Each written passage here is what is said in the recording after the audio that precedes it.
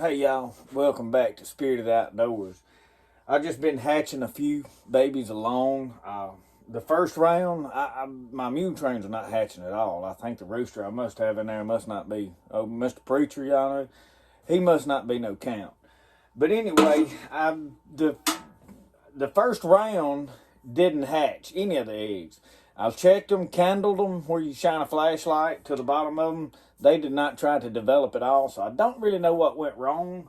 Probably I gathered them and let them sit about 10 days out there in the shed, and they may have gotten cold or, something that I wasn't aware of. But anyway, sometimes that's one of the reasons that as I pick up eggs, I just stick one or two in here every day. So with that happening, I'm hatching like 2 or 3 at a time, and y'all, I have had to help every one of these except for like 2. So I really hadn't hatched a lot of babies so far, and I really hadn't put no more eggs in there till the other day. So I'm going to get those 3 out here, and I've just got a little pail to put them in because we ain't had enough sunshine for it to get a tan. And since that's off, I'm just going to pick them up. I know this light one right here is a Kelso because I watched him hatch. The other 2 right here are Clemens Grays, and I've just got 3. I was trying to do it for that light come back on because I know you can't see. Whoa. Now, they're pretty resilient. Let's take them out there. We're going to get them put in a brooder coop right quick. I don't want to leave that door open very long because, see, that dropped down to 97 degrees up there. I don't know if you can see right here in the camera. That ink bird, though, that is the way to go. I know y'all can't see nothing with that right there going, but I'm in my laundry room. There's junk in here, and I ain't going to film a lot in here.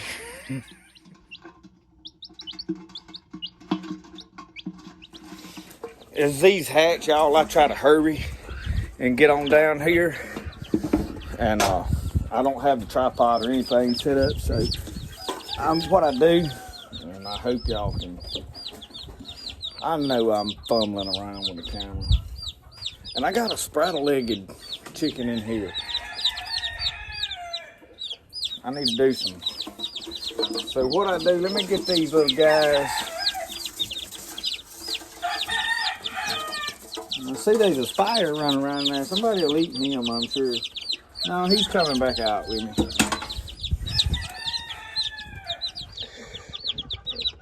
Now, obviously, in this 1 gallon water, I'm keeping that chord in there. But y'all, in this tray right here, I've got cornmeal. And I'll show you. I had an old sack. This come from Seipel's cornmeal. The reason I'm using that cornmeal is it got weevils in it, or got the pantry moss got in it, created them webs, so we had to throw it out for that purpose. In this, I've just been running corn through this sheller right here. And this thing, I've got to oil it. It is getting stiff, but I tightened it up is the reason that it's somewhat stiff, and you can put oil right here in this hole, right here in this hole. Now, I do not know exactly what this is. My wife's grandpa had this thing, and it was sitting down there in the weeds, and I was trying to see if I could see a tag on it anywhere. I don't see anything anywhere to indicate what this is. But you see down in there it was freer to turn.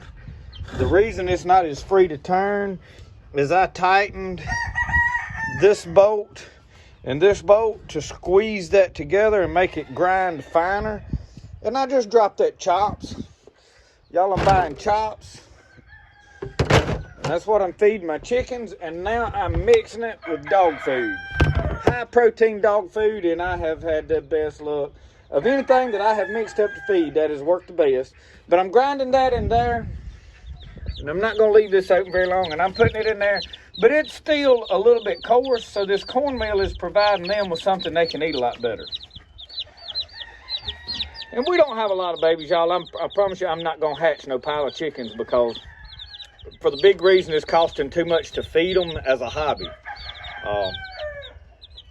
And I have somebody wanting some, so I'm probably going to make another run. I'm probably going to hatch a little while, but I just wanted to show some of what's going on with the baby gamefowl. And y'all, this thermostat set up right here in Mississippi, it gets cold. We had cool weather the other night. It gets hot in the daytime. And I've got to get my grow light back out of here where I had the plants. But that thing will kick on and off, and it saves me on electricity. It keeps these babies from getting too hot. So that was like $5 or $6 at Lowe's. It hooked up to a heat lamp. And y'all see in here, there's another heat lamp in there. And I do not have babies in there currently. Them's already been moved out.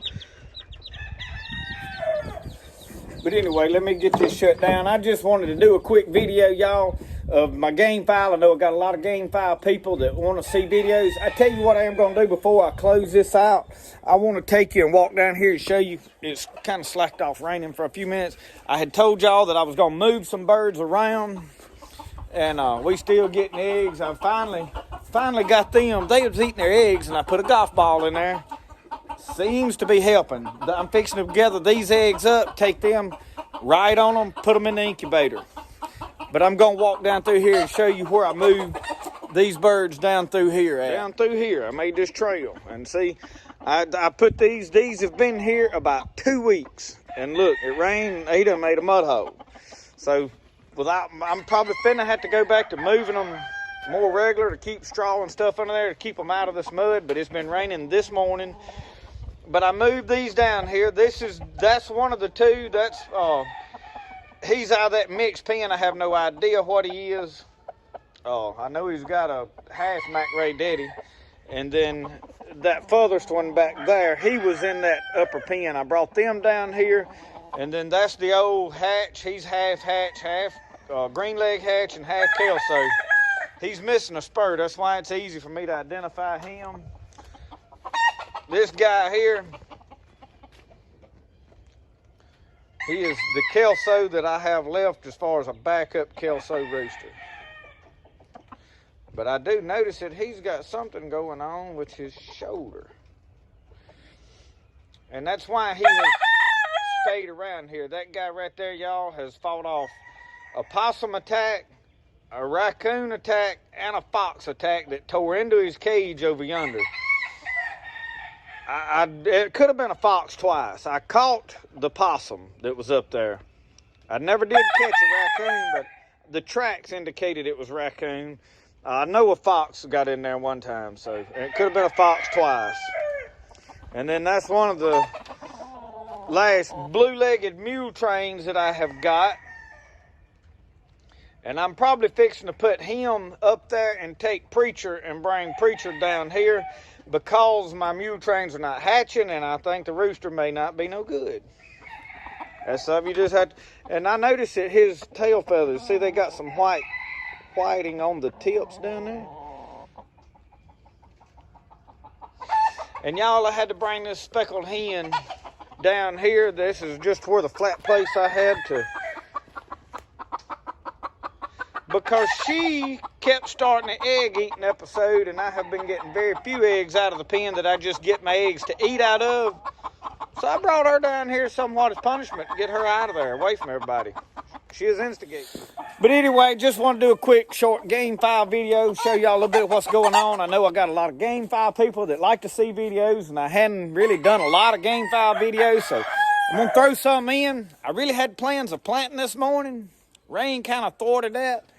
With the no-till, it's kind of becoming somewhat teal. We'll explain that all in another video. But I prepared everything yesterday to plant a little bit every day this week in the moon phase, and it rained this morning. So I'm going to let the dirt dry out. I may get to plant late this evening. I don't know. We're gonna see how things play out, y'all. Gotta deal with nature. The Lord knows what he's doing. I don't. I just work with it. Maybe he'll hit me. Thank y'all for watching Spirit of the Outdoors. We'll see y'all next time. Y'all have a good one. Remember, the best way to do things is the way you like to do it. We'll see y'all.